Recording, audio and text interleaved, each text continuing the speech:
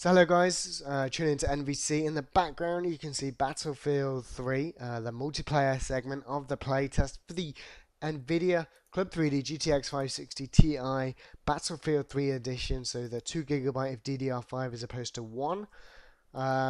This time going to be a little bit different to the single player playtest I did a little bit earlier on, in that I'm going to be doing the camera on the screen. Now the reason for this is because I think you guys are going to appreciate it a lot more if you can see the action in a multiplayer FPS game in the background. Now I'm not trying my hardest here, I'm picking various routes through the map and trying to repeat it over and over again so you can kind of make your own comparisons with the FPS, but it's going to be better than just some random values from my thorough benchmark test that I was doing on the same video over and over again, because you can never really recreate the same situation in multiplayer FPS. Everything's always changing. So I'm going to visualize and do my best to show you guys how it's performing. Anyway, moving forward, I'm going to be starting off on low graphics, which you'll see in just a second as I go through the settings. I'll then jump to medium, high, and ultra, as I did in the single player tests. And what you will see during the video is that, again, as with single player, a mixture of high and ultra is preferred. Again, unlike Twitch FPS games that I'm playing competitively, such as Quake Live, Tribes Ascend, or otherwise, I'm not looking for 120 FPS stable, because I'm playing this casually for fun and I'm enjoying the graphics. So I'll quite happily enjoy a bit of an FPS dip in favour of a better looking textures, so to speak. The same is said for things like Crisis.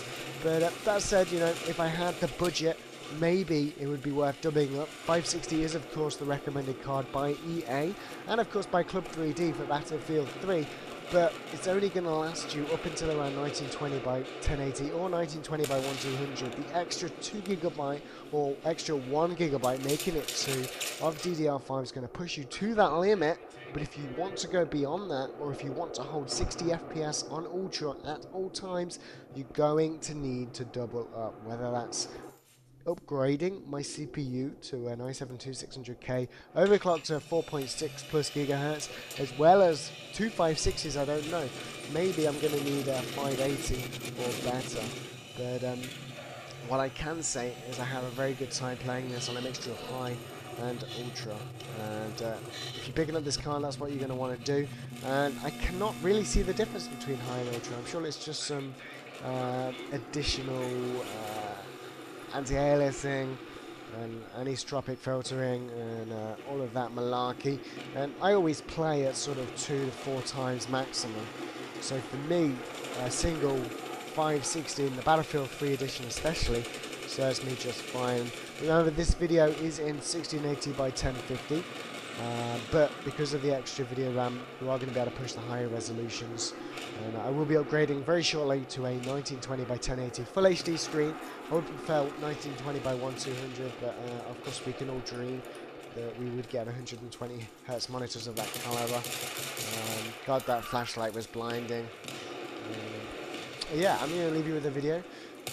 Stick with it, and you will gradually, as I die and die some more, see me switch through the various quality settings. So thanks for tuning in, guys, and enjoy the rest of the video.